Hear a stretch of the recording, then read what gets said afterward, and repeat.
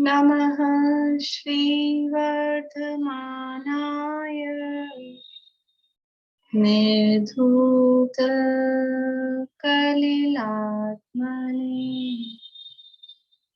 सालोकानां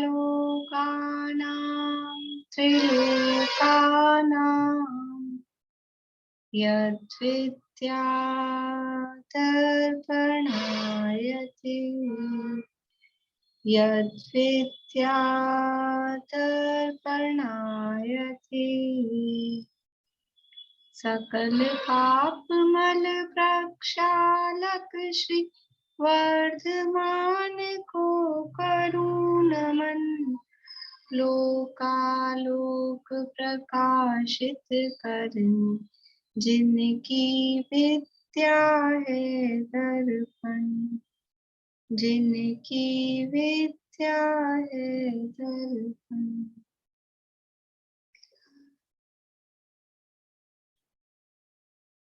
श्लोक पाठ करेंगे।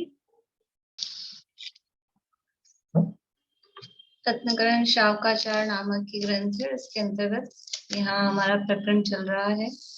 जिन 8 मदों से रहित सम्यक दर्शन होता है, तो सम्यक दृष्टि जीव उन 8 मदों से रहित क्यों होता है, किस प्रकार होता है, उसके जीवन में मद क्यों नहीं होते, मद के कारण मिलने पर भी, घमंड के कारण मिलने पर भी वो घमंड क्यों नहीं करता है, वो यहाँ बताया जा रहा है। श्लोक नंबर 25 है। ज्ञानम पूजां कुलम जातिम बलम वृद्धिम तपोवपुः अष्टावाश्रित्य माने त्वं स्मयं आहुर्गतस्मया। पूजा ज्ञान जाति कुल रिद्धि तप बल और शरीर सुजान करना इनका गर्व अहो मद रहित मुनीश्वर कहते मान। ज्ञान पूजा कुल जाति रिद्धि तप बल और शरीर, इन 8 के आश्रय से जो घमंड किया जाता है उसे मद कहते हैं। ये 8 हैं, वो घमंड के स्थान हैं। इनके आश्रय से, इनका आश्रय करके जीव घमंड करता है, मद करता है, मान करता है। सम्यक दृष्टि जीव इन 8 के आश्रय से मान नहीं करता। क्यों नहीं करता? यदि कॉमन एक कारण कहा जाए, क्योंकि उसको वस्तु स्वरूप का ज्ञान है, अपने स्वभाव का भान है, उसको अपने आत्म स्वरूप का, अपने आत्म स्वभाव का ज्ञान है और उसको वस्तु स्वरूप का ज्ञान है। इसलिए ये बाहरी जो वस्तुएं हैं, इन बाहरी वस्तुओं के आधार से वो घमंड नहीं करता है। तो यहाँ हमने देखा था ज्ञान का मद उसको नहीं होता, और पूजा अर्थात प्रतिष्ठा, यानी अपनी आज्ञा कितनी चलती है, इसको हम ऐसा भी ले सकते हैं, अपना मेरा कितना नाम है, ये भी पूजा के मद के अंतर्गत आएगा। ये मेरा इतना नाम है, ये प्रतिष्ठा है। नाम, प्रतिष्ठा, मान सम्मान जो है वो इस पूजा मद के अंतर्गत मुख्य रूप से शामिल होता है। फिर कुल मद की चर्चा कल हमने प्रारंभ की थी कि सम्यक दृष्टि को कुल का मद नहीं होता। कुल किसे कहते हैं? पिता के वंश को, पिता की जो वंश परंपरा है उसको कुल कहते हैं। तो सम्यक दृष्टि ये जानता है कि वास्तव में पिता ही अपने हैं क्या, तो पिता के साथ अपना कैसा संबंध है। पिता के साथ अपना संबंध है, उसको नयों की भाषा में कहें तो वो उपचरित असद्भुत व्यवहार ने, एकदम बाहर का, एकदम बाहर का मतलब कि वो तो अलग ही बाहर दिखते हैं ना, वो अलग है, मैं अलग, भिन्न भिन्न है। तो वो एकदम स्थूल, ये जो संबंध कहा गया है, ये तो इस शरीर की उत्पत्ति में वो निमित्त होते हैं, इसलिए वो पिता उनको कहा गया है। लेकिन वास्तव में दोनों द्रव्य ही भिन्न भिन्न है। निश्चय से कौन किसका पिता और कौन किसकी माता, कौन किसका पिता और कौन किसका पुत्र, निश्चय से तो पिता पुत्र संबंध होता ही नहीं। तो ये जो संबंध है पिता पुत्र का, ये तो व्यवहार से है। तो सम्यक दृष्टि जीव निश्चय को जानता है कि वास्तव में एक द्रव्य का दूसरे द्रव्य से ऐसा कोई संबंध ही नहीं। तो जब पिता से ही संबंध नहीं है तो फिर उनकी जो वंश परंपरा है उसके आधार पे वही अपने नहीं, वही उपचार से व्यवहार से कहे गए हैं पिता पुत्र का संबंधी, तो उनकी वंश परंपरा में, या पिता खुद भी कुछ हो बड़े ऊंचे पद पे, राजा हो मंत्री हो, तो उसके आधार पे घमंड करना, वो पिता का व्यवहार, पिता पुत्र का वो व्यवहार, शब्द अपन बोलते ना पिता पुत्र का व्यवहार, वही व्यवहार है। फिर उसमें उनको कोई पदादि मिला हुआ है, वो पद, वो और उसमें व्यवहार में व्यवहार है, फिर उसके आधार पे घमंड करना। तो वो जो समझदार आदमी होता है वो समझता है कि ये कोई घमंड करने लायक वस्तु नहीं है, तो वो समझता है, तो सम्यक दृष्टि विचारता है। देखिए 51 पेज पे लास्ट लाइन है, मेरा आत्मा किसी के द्वारा उत्पन्न नहीं किया गया है, मैं तो ज्ञान स्वरूप आत्मा हूँ, उसका कुल होता ही नहीं, ज्ञाता दृष्टा स्वभाव ही मेरा कुल है। अब जब किसी से मैं उत्पन्न हूं तो मेरा कुल हो, मैं किसी से उत्पन्न ही नहीं होता, मैं किसी से उत्पन्न नहीं होता तो फिर मेरा कुल कहाँ से आया? मैं तो, मेरी जो कुल है या मेरी जो परंपरा है वो तो ज्ञाता दृष्टा रूप है, वही मेरा कुल है, और किसी ने, कोई ऐसा हुआ ही नहीं है कि जो मुझे उत्पन्न करे, क्योंकि मैं अनादि से स्वयं ही हूँ, इसलिए मुझे उत्पन्न करने वाला कोई है नहीं। मैं अनादि काल का कर्मों से पराधीन हूँ। इस मनुष्य पर्याय में यदि उत्तम कुल मिला है तो इसका गर्व करना महा अनर्थ है। अनादि काल से कर्मों से बंधा हूँ, यद्यपि मेरा कुल तो ज्ञाता दृष्टा स्वरूप आत्म स्वरूप को मेरा कुल है, लेकिन अनादि काल से कर्मों से मैं बंधा हूँ, कर्मों के अधीन हूँ, और अब इन कर्मों की अधीनता में, कर्मों के निमित्त से मुझे मनुष्य पर्याय मिली और उत्तम कुल मिला, तो वो जो मिला है वो कर्माधीन है, उसका गर्व करना वो तो कोई अच्छी बात नहीं। वही बात हुई ना, जैसे ज्ञान के संबंध में कहा था कि जो अभी इंद्रिय ज्ञान मिला है तो कर्म ने दिया है, कर्मजन्य क्षयोक्षम है, तो जो दूसरे ने दिया उसका घमंड करना क्या उचित है? तो ऐसे ही वर्तमान में मनुष्य पर्याय मिली, उत्तम कुल मिला, तो ये मिला तो ये कर्माधीन है ना, उच्च गोत्र का उदय है, उच्च गोत्र का उदय है इसलिए हमको उत्तम कुल मिला, तो उसका गर्व करना वो उचित नहीं है। अब क्या विचार करना, तो देखिए अब यहाँ कह रहे हैं 52 पेज पे, पूर्व भवों में मैं अनंत बार नारकी हुआ, अनंत बार सिंह व्याघ्र सर्पों के कुलों में पैदा हुआ, अनंत बार कुकर सूकर कुकर गीदड़ गधा ऊंट भेड़ भैंसा स्याल इत्यादि के कुलों में पैदा हुआ। देखो चार जो गतियां हैं, चार गतियों में से दो गतियों में तो टोटली नीच गोत्र का ही उदय है, सब नारकियों के नीच गोत्र का ही उदय होता है। कुल को गोत्र भी कह सकते हैं ना अपन, कुल अर्थात गोत्र के आधार पे, गोत्र कर्म के आधार पे, तो नारकी सारे नीच गोत्री ही होते हैं, और तिर्यंच भी सारे नीच गोत्री ही होते हैं, तिर्यंचों के नीच गोत्र का ही उदय होता है।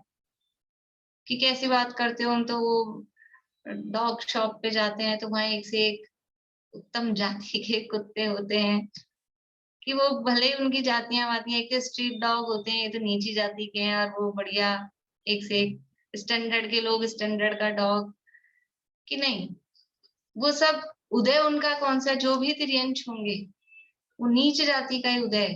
कि यहाँ वाले के होता होगा भोग भूमि के तिर्यंच, भोग भूमि के तिर्यंचों के तो उच्च गोत्र का उदय होता होगा, कि भोग भूमि के हों, कर्म भूमि के हों, पहले काल के हों, चौथे काल के हों, पांचवें काल के हों, छठे काल के हों, कोई से भी तिर्यंच हो, सबके नीच गोत्र का ही उदय होता है, और जीवन भर गोत्र कर्म का उदय एक ही रहता है, बदलता नहीं है कि कोई बदल दिया जाए। तो अनेक बार नारकी हुआ, फिर कौन सा उच्च कुल उच्च गोत्र था, और ये जो पिता की कुल की परंपरा है, ये तो मनुष्य तिर्यंचों, मतलब मुख्यता तो मनुष्यों में ही है, तिर्यंचों में भी कौन कहाँ की परंपरा कोई कौन याद रखता है। नारकियों में तो पिता होते हैं क्या? नरक में पिता होते हैं, नरक में उपपात जन्म है, तो वहां पिता पिता का माता पिता कोई चक्कर ही नहीं है। देवों में वहां भी उपपात जन्म है, और जो सम्मूर्छन जीव है तिर्यंचों में, वहां पे भी कोई माता पिता नहीं है। तो ये तो केवल गर्भज जीवों में, और उसमें भी ये जो व्यवहार चलता है अपने कुल की परंपरा का, ये सब मनुष्यों में ही है। तो ये तो बहुत क्षणिक है। ये जो हम कुल के आधार पे जो मान कर रहे हैं, ये कुल कहाँ है? मतलब अगर ये कुछ त्रैकालिक होता, कोई वास्तविक होता, तो चारों गतियों में सब जगह लागू पड़ना चाहिए था ना। 3 गतियों में तो ये कोई कुल का कोई चक्कर ही नहीं है। यहाँ मनुष्य पर्याय में आके और थोड़ा सा अपने आप को बड़ा समझ रहे हैं पिता के कुल के आधार पे, तो ये कोई उचित नहीं है। और तुम अभी अपने आप का ये घमंड कर रहे हो, पूर्व में कितनी बार नारकी हुए, कितनी बार सिंह और आदि ये जो समझ लो जंगली जानवरों में, हिंसक पशुओं में उत्पन्न हुए। कुकर सूकर, अब जिसको हम हीन मान समझते हैं ना, मतलब जिसको बुराई समझते हैं, ऐसे कुकर यानी कुत्ता, सूकर यानी सुअर, गीदड़, गधा, ऊंट, भेड़, भैंसा, सियाल, ये सब इनके कुलों में पैदा हुआ। अनंत बार म्लेच्छों के कुल में। अब ये तो तिर्यंचों की बात कर बता दी, नारकियों की बता दी, तिर्यंचों की बता दी। अब मनुष्य भी हुआ तो म्लेच्छों के, भीलों के, चांडालों के, चमारों के, धीवरों के, कसाईयों के कुलों में पैदा हुआ। म्लेच्छ मतलब जो बिल्कुल हीन जाति के, नीची जाति के लोग हैं। भील, जंगलों में भील आदि रहते हैं। भीलों के, चांडालों के जो हिंसा का ही काम करते हैं, फांसी आदि लगाने का काम करते हैं, हत्या का काम करते हैं। चमारों के जो चमड़े का काम करते हैं। धीवरों के, धीवर यानी मछली वछली पकड़ने वाले, जो जाल बिछा के मछली वगैरह पकड़ते हैं। कसाईयों के, जो पंचेंद्रिय जीवों की हिंसा करते हैं। इनके कुलों में पैदा हुआ। मतलब ये सब क्या है? ये सब नीची जाति के मनुष्यों में भी। देखो 4 गतियों में बता रही थी ना मैं अभी आपको। 2 गतियों में तो नियम से नीच गोत्र ही है, नरक में और तिर्यंच में। देव सारे के सारे उच्च गोत्री ही होते हैं। देवों में उच्च गोत्र का ही उदय है। अब बचे मनुष्य। मनुष्यों में 2 ऑप्शन है, उच्च गोत्री भी होते हैं, नीच गोत्री भी होते हैं। तो कितनी बार हम मनुष्य हुए और उसमें ये नीच गोत्री मनुष्य हुए, धीवर, चमार, चांडाल, भील, म्लेच्छ, ये सब इनके कुलों में उत्पन्न हुए। अनेक बार नाई, धोबी, तेली, खाती, लुहार, भणभूजा, चारण, भाट, डोम, भांडों के कुलों में पैदा हुआ। ये सब भी नीची जाति के हैं। नाई, धोबी, तेली, तेली मतलब तेल का काम करने वाले, खाती यानी कारपेंटर, लुहार लोहे का काम करने वाले, भड़भूजा, भड़भूजा समझते हैं, चने वने ये सब सेकने वाले। चारण, चारण होते हैं जो गाकर अपनी आजीविका करते हैं, कुछ गायन वगैरह का काम करते हैं, कुछ चारण। भाट, भाट क्या होते हैं? भाट और डोम, मतलब भाट तो सुना है, डोम समझ लेना कि कोई नीची जाति होते हैं कुछ, ये नीची जातियों को ही बता रहे हैं तो उस रूप में। भांड, इनके कुलों में पैदा हुआ। अनेक बार निर्धनों के कुलों में पैदा हुआ। ये मतलब अनेक बार ये मनुष्यों में भी पहले तो बहुत ही नीची जाति बताई जो हिंसक थे, और अब समझ लो इतने डायरेक्टली हिंसक नहीं है, लेकिन वो जाति सब ये नीची जातियों के अंतर्गत आते हैं, नीच गोत्र के उदय। बोलिए भारती आंटी। ये डोम जो होते हैं, वो जो शव ये सब जलाते हैं ना शमशान घाट में, उनको बोलते हैं। उनको डोम बोलते हैं। अच्छा, मतलब जो शव जलाते हैं ना, शव जलाने का काम करते हैं, हाँ। उनको डोम। ठीक। मैं भी यही बोलने वाला था, जो दाह क्रिया करते हैं वो अच्छा, डोम बोलते हैं। ठीक ठीक।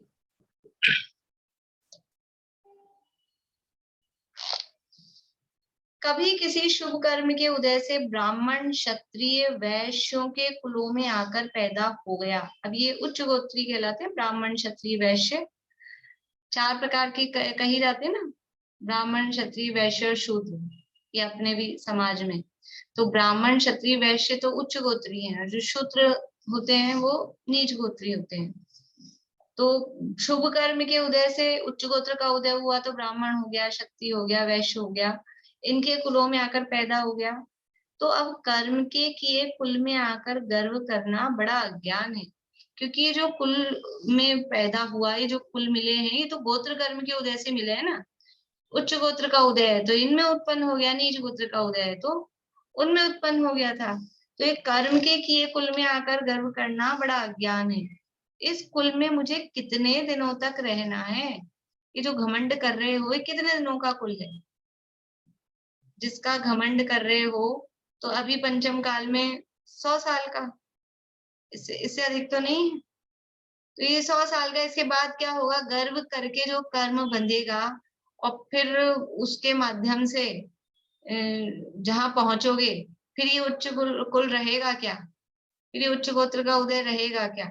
फिर कहीं नरक में तिरंज में पहुंच जाओगे, तो फिर कहाँ गया ये कुल? इसलिए ये तो सब कर्म के उदयजन अवस्थाएं हैं, इनका घमंड करना वो व्यर्थ है। इस कुल में मुझे कितने दिनों रहना है? अनादि से इस कुल में मेरा निवास तो था नहीं, अभी घमंड कर रहे हो, अभी पैदा हो गए। इससे पूर्व भव में जाओ, तो पूर्व भव में जाओ तो समझ लो किसी के 50 साल पहले, किसी के 60 साल पहले, किसी के 70 साल पहले, किसी के 80 साल पहले जो पूर्व भव था, वो कहाँ से आए? तो उन्होंने कहा कितनी बार हम इन नीची जातियों में उत्पन्न होके आए, कि तिर्यंचों में होकर आए, कि नरक से आए, कहाँ से आए? सब अलग अलग गतियों से आए हैं। कोई ऐसी थोड़ी ना ठेकेदारी है सबकी कि हम तो सारे स्वर्ग से ही आए हैं। और इस भाव में मान लो सब स्वर्ग से आए, तो उससे पहले ना पहले अनादि काल में कभी ना कभी पंच परावर्तन किए, तो इन कुलों में उत्पन्न हुए ही है ना। तो अनादि से तो कोई उच्च गोत्री नहीं था, अनादि से तो इस कुल में मेरा निवास नहीं था। नया पैदा हुआ हूँ और मरकर फिर पुण्य पाप के अनुसार किसी अन्य कुल में पैदा होना होगा। अभी अभी अगर तू गर्व कर रहा है तो वैसे ही परिणाम ऐसे दिख रहे हैं तेरे। गर्व वाले की कोई बहुत बढ़िया काम नहीं कर रहा, क्योंकि ज्ञानी होता तो गर्व करता नहीं, अज्ञानी है इसलिए कुल का गर्व कर रहा है, तो फिर अब आगे कहाँ जाएगा? वैसे ही तो अनादि से कोई इस उच्च कुल में था नहीं और अनंत काल तक इस उच्च कुल में रहना नहीं है, इसका क्या गर्व करना? अब उत्तम कुल में पैदा तो हुआ है, पहली लाइन कही थी ना इस मनुष्य पर्याय में उत्तम कुल मिला है। तो उत्तम कुल तो मिल गया, तो हमको उत्तम कुल मिला है तो हम घमंड क्यों ना करें? तो ये उत्तम कुल घमंड करने के लिए नहीं मिला है। कह रहे हैं उत्तम कुल प्राप्त करने का फल तो ये है कि मोक्ष मार्ग का साधक रत्नत्रय में प्रवर्तन करना तथा अधम आचरण का त्याग करना। उत्तम कुल मिला है ना, तो उत्तम कुल मिला है घमंड करने के लिए नहीं, वो घमंड का अभाव करने के लिए, कषायों का अभाव करने के लिए, मोक्ष मार्ग में आगे बढ़ने के लिए। हमको उत्तम कुल मिला है तो हम अच्छा काम करें, जो काम आज तक न किया, जो काम आज तक नहीं किया, ऐसा काम करें। अब वो उत्तम कुल मिल गया फिर भी वही काम कर रहे हैं जो अनादिकाल से करते आ रहे थे। क्रोध मान माया लोभी कषाय, ये कषाय नई है क्या? ये तो कषाय तो अनादिकाल से करते ही आ रहे हैं, इसमें क्या नयापन है? कुछ ऐसा करो, नर भव मिला है मैं अपूर्व कार्य करूंगा, पाया जिन शासन अब भव का अभाव करूंगा, है मेरा निश्चय, है सम्यक निश्चय। ये नर भाव मिला है तो कुछ अपूर्व कार्य करो जो पहले नहीं किया हो। खाना पीना सोना कमाना गंवाना, ये तो क्या है? खाना पीना सोना, ये तो पशु भी करते हैं, इसमें क्या है? करते हैं कि नहीं करते? खाते हैं पीते हैं सोते हैं, ये काम तो वो भी करते हैं। तुम मानव हो, फर्क करो, कुछ अंतर तो होना चाहिए जीवन में। हमको नरभव मिला, उत्तम कुल मिला, फिर भी हम वही काम तो नीचे कुल वाले करते रहे, तो क्या फायदा है? तो उत्तम कुल प्राप्त करा है तो घमंड मत करो, उसका यूज करो। कोई वस्तु मिल गई हमको अच्छी, अब खाली इतराते ही रहे उसको देख देख के, दिखा दिखा के। अरे अच्छी वस्तु मिल गई तो उसको काम में लो, उसका उपयोग करो, उससे जो यूज लिया जा सकता है, जो भी वस्तु है जिस भी काम आ सकती है उसको काम में लो, और खाली दिखा दिखा कर इतरा रहे हैं, घमंड कर रहे हैं, उसमें क्या लाभ है? तो ऐसे ही हमको ये उत्तम कुल मिल गया है, तो ये दूसरों को दिखाकर घमंड करने के लिए नहीं, तो दिख ही रहा है सबको। उत्तम कुल मिला है, और उत्तम काम करोगे तो अपने आप ही मान होगा, अपने आप ही सम्मान होगा। और उत्तम कुल पाकर भी नीचा काम किया तो खुद का नाम तो बदनाम होएगा ही, वो कुल को भी लजाती हो। इसलिए उत्तम कुल प्राप्त करने का फल तो ये है कि मोक्ष मार्ग का साधक जो रत्नत्र है उसमें प्रवर्तन करना और अधम आचरण का त्याग करना। वास्तव में उच्च गोत्री कौन है? भावात्मक रूप से देखें तो कर्म के उदय के अनुसार तो जिसके उच्च गोत्र का उदय है वो उच्च गोत्री, जिसके नीच गोत्र का उदय है वो नीच गोत्री मनुष्यों में। लेकिन मनुष्यों की अपेक्षा से भावात्मक रूप में उच्च गोत्री कौन है?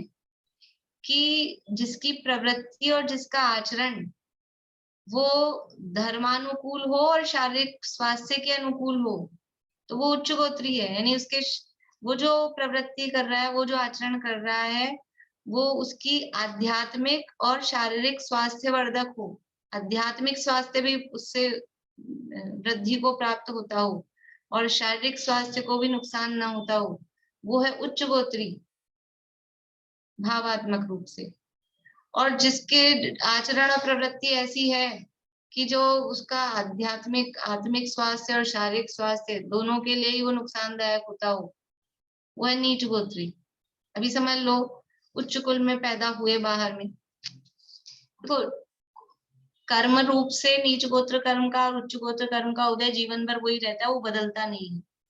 लेकिन कहने को अपन ऐसे कहते हैं, मान लो उच्च गोत्र में उत्पन्न होकर भी शराब पी रहा है, मांस खा रहा है, तो वो क्या कह देते हैं उसको कहने में, व्यवहार में यद्यपि वो है उच्च गोत्री, लेकिन वो काम ऐसे कर रहा है कि जो उसकी मतलब आत्महित में भी घातक है और शारीरिक स्वास्थ्य में भी घातक है, और समझ लो सामाजिक भी उसको समाज में भी उसको बुरा देखा जाता है, तो उसको व्यवहार में नीच गोत्री जैसा कह दिया जाता है कि उच्च गोत्री होकर भी वो नीचों जैसा काम कर रहा है। लेकिन एक्चुअल में वो बदलता नहीं, अंदर के जो संस्कार होते हैं ना वो वही रहते हैं।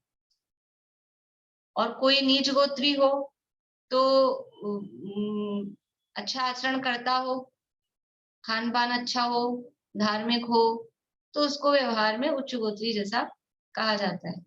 तो भाव रूप में कि ये हमारा जो अधम आचरण का त्याग हो, हमें उच्च गोत्र मिला है, उच्च कुल मिला है, और यदि हमें अपने पिता के उच्च कुल का अभिमान है वास्तव में, तो हमारा आचरण ऐसा होना चाहिए जिससे कि उनका मान सम्मान बढ़े। उनका कुल का यानी पिता उच्च पद पे हैं, तो उनके कुल का उनके उसका पक्ष लेकर और हीन आचरण करता है, तो क्या कर रहा है कि वो तू मान कर रहा है कि उसका अपमान कर रहा है अपने कुल का। इसलिए जो उत्तम कुल मिला है, तो उस उत्तम कुल का फल तो ये होना चाहिए कि मोक्ष मार्ग में लगे और खोटे आचरण का त्याग करे। मैम जैसे आजकल देखा जाता है कि जैसे कोई बंगाली है या कोई अदर छोटी जाति की लड़कियां होती है, वो अपने जैन में शादी हो जाती है, तो बोलते हैं कोई पुण्य किया था जो कम से कम उसको जैन कुल में शादी होगी, जिसने जैन धर्म अपनाया है, तो पुण्य की बात है। तो यह क्या उसका फिर वो कुल बदली हो जाएगा?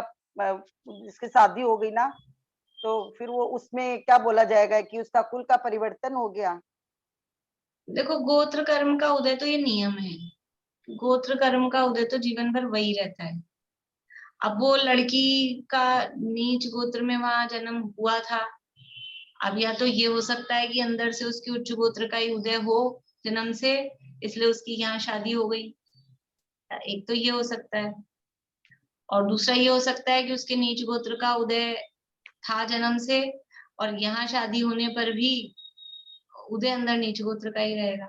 देखो ऐसा होता है एक्चुअल में, जिसके नीच गोत्र का उदय है तो बाहर में कितना ही अच्छा आचरण हो, अच्छे वो हो, लेकिन एक वो होता है ना कुल के संस्कार, वो अंदर कहीं बैठे रहते हैं, वो जाते नहीं।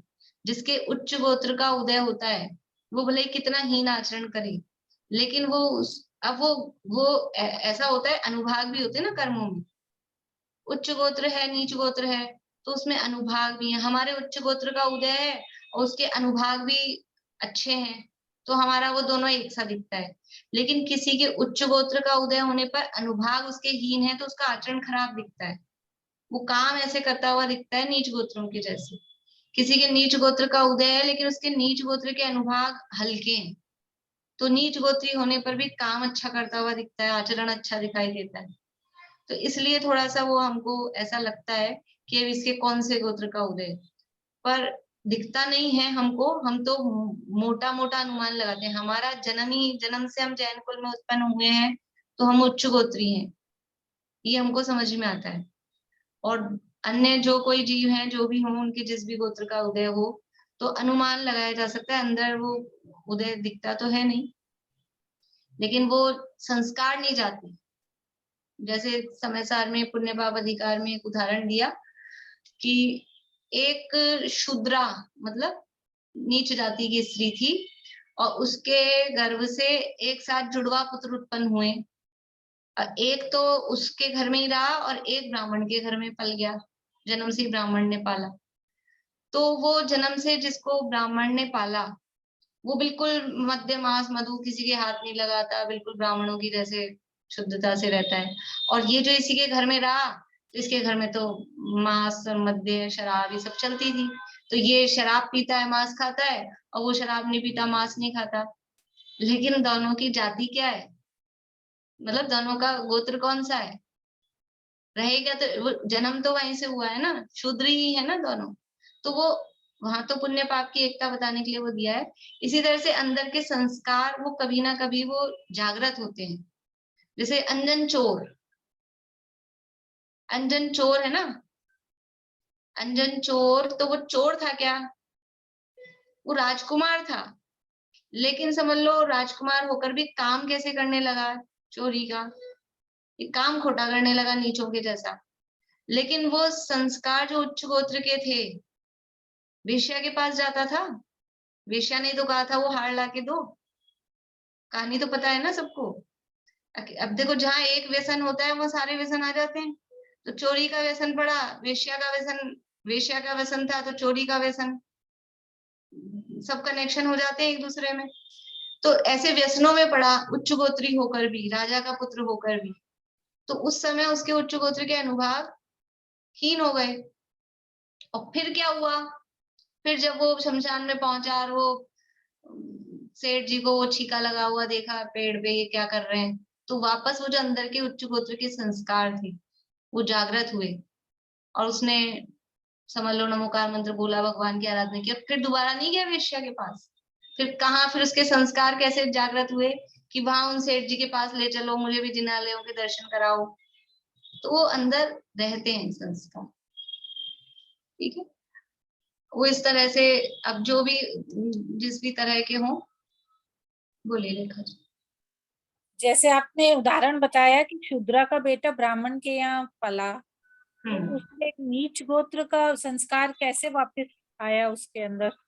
अब वो तो वो तो उदाहरण वहां उतना ही था। मान लो आगे चल के और कोई, वो अच्छा, तो कहानी ही है ना, उदाहरण उतना दिया। मान लो कोई एक्चुअल कोई बात हो, तो वो कोई कहानी आगे बढ़े तो अंदर से लेकिन मतलब जैसे वो रह। भगवान ने कहा कि मनुष्य जन्म से नहीं कर्म से महान बनता है, तो अगर कोई नीच गोत्र वाला अच्छे काम करता है तो? देखो नीच गोत्र वाला अच्छे काम की मनाही नहीं है। नीच गोत्र वाला पंचम गुण स्थान तक प्राप्त कर सकता है, तो उसकी मनाही नहीं है। सम्यक दर्शन प्राप्त कर सकता है, पंचम गुण स्थान ले सकता है, नीच गोत्र की मनाही नहीं है।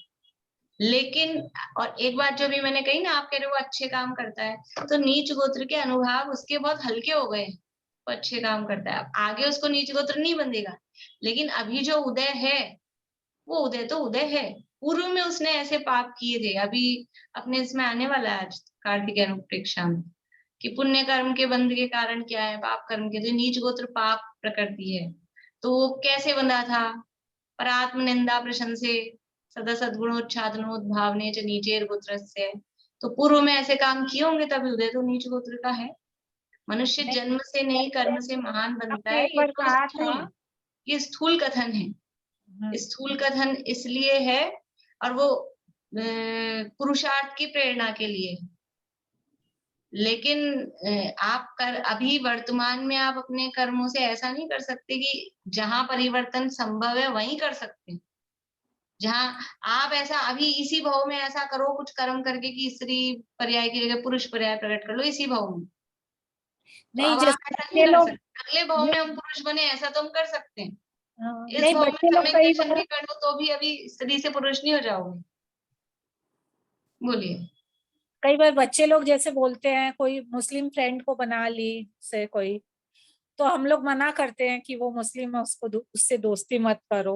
तो वो लोग जैसे बोलेंगे कि भगवान महावीर ने तो कहा था मनुष्य जन्म से नहीं देखो ये तो भगवान महावीर के नाम पे कुछ भी चलाए तो वो बात अलग है।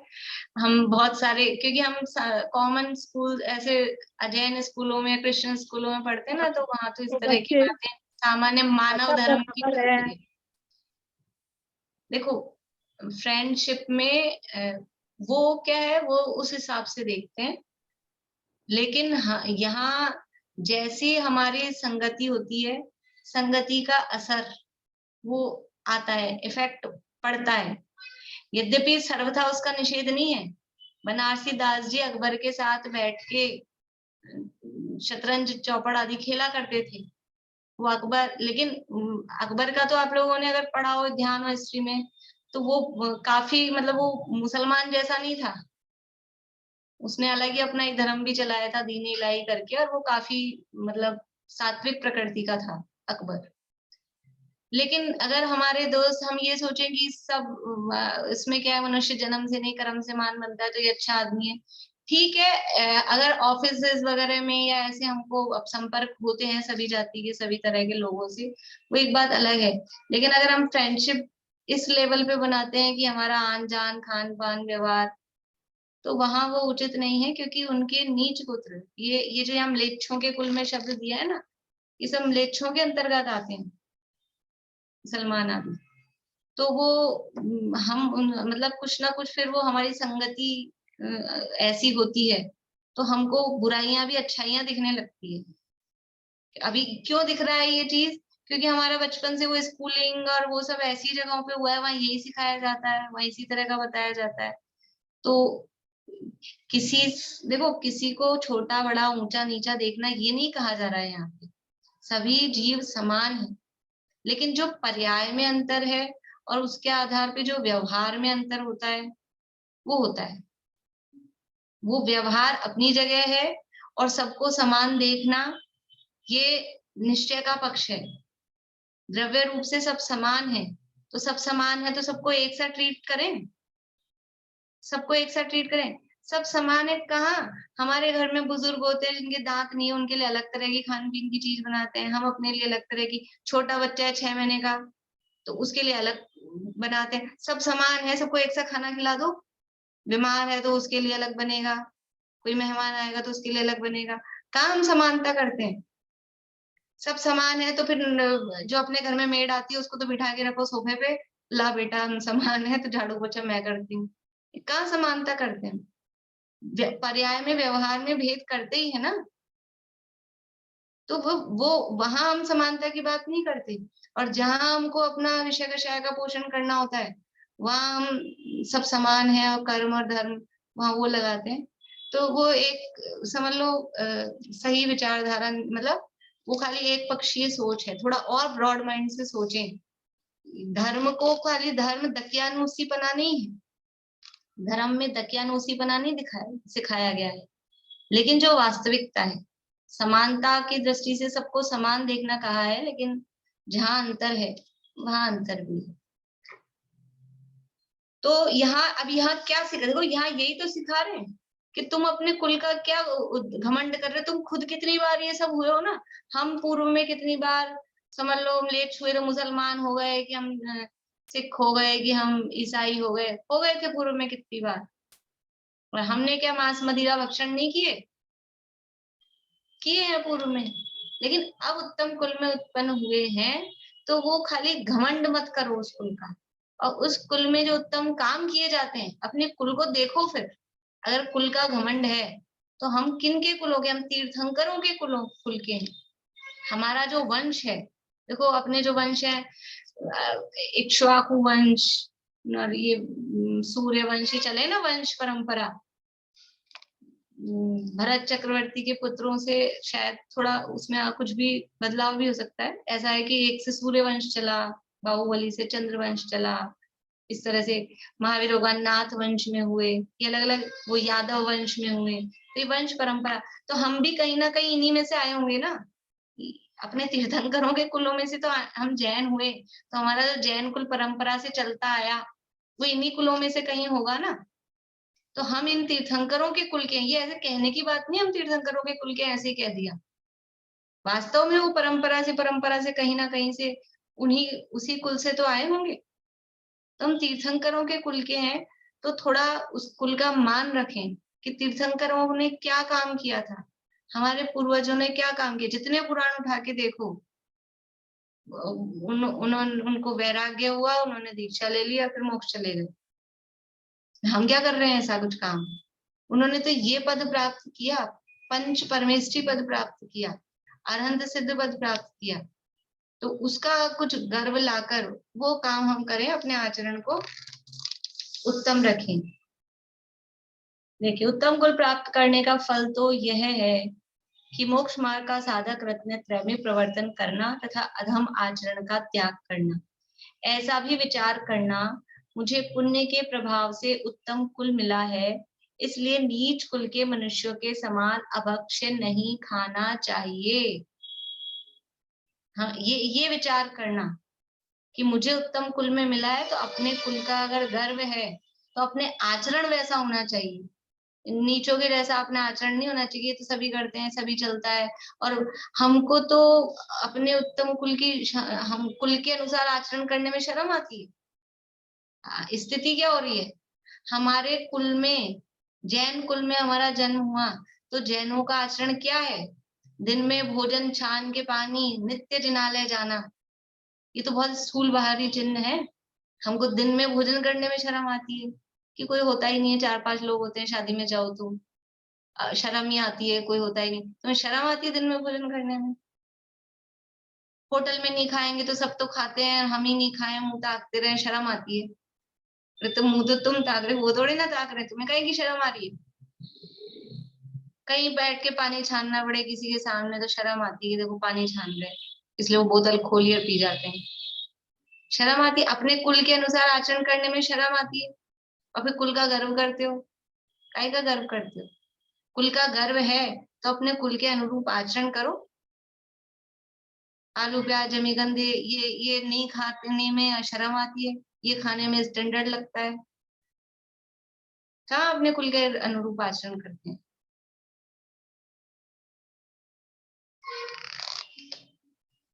ऐसा भी विचार करना, मुझे पुण्य के प्रभाव से उत्तम कुल मिला है, इसलिए नीच कुल के मनुष्यों के समान अभक्ष्य नहीं खाना चाहिए। ये सड़क पे ठेले लगे होते हैं, और अच्छे अच्छे स्टैंडर्ड के लोग और जैन भी गाड़ी में बैठ के वहां बैठ के डोसा खाते हैं। हमारी तो इधर पूरी शाम को ये चलती है, इधर रोड पे, यूनिवर्सिटी रोड पे डोसा के और चाट पकौड़ियों के ठेले लगे होते हैं, और गाड़ी में बाहर जो वैसे लोग होते हैं वो बाहर भी बैठ के खाते हैं इस बारिश के मौसम में भी, और थोड़े स्टैंडर्ड के लोग होते हैं बड़ी बड़ी गाड़ियों में आते हैं, गाड़ी में बैठ के वो खाते हैं। ये अपने कुल के अनुसार आचरण है, ये कुल के अनुसार आचरण है कि वहां सड़क पे ठेले पे बैठ के घर में बनाया नहीं जा रहा, वहां खाया जा रहा है। और ऐसे बारिश के मौसम में मच्छर टपक रहे हैं वहां रोड पे लाइट में, फिर भी लोगों को घिन नहीं आती है, कैसे खाते हैं? होटलों में भी हम तो अंदर होटल के अंदर जाके खाते हैं, हम सड़क पे बैठ के नहीं खाते। अरे वहां अंदर क्या चलता है, वहां अंदर होता क्या है, इतनी गंदी स्मेल आती है। अभी हम लोग ग्वालियर में होटल में रुके हुए थे, तो मेरा जो रूम था ना वो उनकी समझ लो किचन के पास वाला ही था। उनका दरवाजा खुलता था ना, तो ऐसी स्मेल आती थी कि मतलब सब कितने दिनों का क्या क्या क्या सब करते हैं। साफ सफाई में वो इतनी अशुद्धता करते हैं, तो भोजन में कहीं की शुद्धता रखते होंगे वो उसी कपड़े से उसी से सब पहुंचते हैं, सब करते हैं। कहाँ कुछ है? अपने कुल का यदि गर्व करना है, अभिमान करना है, तो फिर अपने कुल का रखो मान। मुझे पुण्य के प्रभाव से उत्तम कुल मिला है, इसलिए नीच कुल के मनुष्यों के समान अभक्ष्य नहीं खाना चाहिए। ये तो खाने की बात की। और कलह, विसंवाद, मारपीट, गाली, भंड वचन नहीं बोलना चाहिए। अपने कुल का गर्व है, दूसरों से लड़ाई झगड़ा, कलह, विसंवाद, तू मैं, मारपीट, गाली, भंड वचन मतलब झगड़े वाले गंदे गाली गलौच वाले शब्द, ये नहीं बोलना चाहिए। हमारी भाषा से हमारे कुल का पता लगता है। हम उत्तम कुल वाले हैं, उत्तम कुल वालों के वो शब्द आ ही नहीं पाते हैं गाली गलौच वाले, क्योंकि उनकी कुल में नहीं चलती ना। और जो नीच कुल वाले होते हैं उनकी तो बात ही बिना गाली के बात ही चालू नहीं होती उनके परिवार में, उनके घर में। तो बच्चे भी क्या सीखेंगे? वो जैसा वो गाली से बात चालू होगी तो वो गाली सीखेगा। हमारे कुल में नहीं है ये चीज, तो ये दिखना चाहिए ना। अब अगर तुम ऐसे शब्द बोल रहे हो गाली गलौच वाले, भंड वचन, विसंवाद के वचन, इसका मतलब कौन से कुल के? यदि कुल का गर्व करना है, कुल के आधार पे तुम्हें थोड़ा मान चाहिए, तो ये है कुल का मान, कि हमारे भाषा समिति पूर्वक, भाषा समिति का पालन अकेले मुनिराज ही करें ऐसा नहीं है, हमको भी यथा योग्य भाषा समिति का पालन होना ही चाहिए। भाषा पे चाहे जिसको मुंह पे कुछ भी कह दें, ये भी तो हिंसा है ना, किसी का दिल दुखाना हिंसा है कि नहीं है? भाव हिंसा, दूसरे का दिल दुखाना। तो वो भाषा हमारी अच्छी नहीं होगी तो क्या होएगा? इसलिए ये इस तरह के कलह के, झगड़े के, मारपीट करना, गाली गाली बोलना, ये नहीं बोलना चाहिए। जुआ खेलना, वेश्या सेवन, चोरी करना आदि उचित नहीं है। देखो जैनों का अभी तक भी इतिहास में याद किया जाता है कि गुरु गोपाल दास जी बरैया हुए, यानी अभी विद्वत परंपरा में जो सबसे पहले जिन्होंने विद्वत परंपरा चलाई, गुरु गोपाल दास जी बरैया। तो वो इतने सिद्धांतों के पक्के कि वो ट्रेन में सफर कर रहे थे मुरैना से बंबई तक, और ट्रेन में मतलब 3 साल के बच्चे का आधा, 3 साल से छोटे बच्चे का आधा टिकट लगता है, ऐसा कुछ है ना, 3 साल तक के बच्चे का आधा टिकट लगता है, ऐसा कुछ जो भी नियम है। तो उनको ट्रेन में पता लगा कि आज तो इसका जन्मदिन है और ये 3 साल का हो गया बच्चा उनका। तो वो सफर कर चुके, 3 साल के बच्चा आज ही तो 3 साल का हुआ, कौन सा कोई टीटी को पता लगता है कि 3 का है कि 4 का? 6 साल के बच्चे को 3 साल का बता देते हैं अपन तो, और आधा टिकट ले लेते हैं उसका। तो वो बॉम्बे पहुंचे और पहुंचने के बाद में वहां गए स्टेशन मास्टर के पास और कहा कि मुझे आधा टिकट दे दो। उन्होंने लिया नहीं था तब तक आधा टिकट पहले तो आधा टिकट वो मांगे तो उसने कहा बताओ कहाँ से कहाँ तक का देना है? कि मुरैना से मुंबई तक का। कि कब का देना है? कि वो तारीख बताई और वो समय बताया। तो बोले ये तो ट्रेन आ चुकी। बोले आ चुकी ना, मैं आ गया, लेकिन अब मुझे टिकट चाहिए। तो वो स्टेशन मास्टर टिकट देने को तैयार नहीं हुआ कि अब तुमने सफर कर लिया, अब जाओ ना, क्या करना, किसी ने पकड़ा नहीं, कहीं को टिकट लेते हो। वो टिकट नहीं दे रहा और ये अड़ गए, और दोनों में इतनी बहस हो गई कि मामला बाहर आ गया, प्रधानमंत्री तक बात पहुंच गई। ये जैनों की रेपुटेशन, कि ये जैन ही इस तरह से सरकार का पैसा, उस समय अखबारों में चर्चा चली कि ये जैनों की ईमानदारी, कि सफर करने के बाद भी आधा टिकट तो अपन तो ऐसे ही गायब कर लें। ये होना चाहिए अपने कुल के अनुरूप आचरण, ये ऐसा व्यवहार होना चाहिए। इस तरह से यहाँ 2 लाइन और रह रही है, समय हो गया है, कल करेंगे कुल की, या फिर जाति की फटाफट निपट जाएगी क्योंकि सारी बात अपन ने कर ही ली है उसमें। ले लेंगे।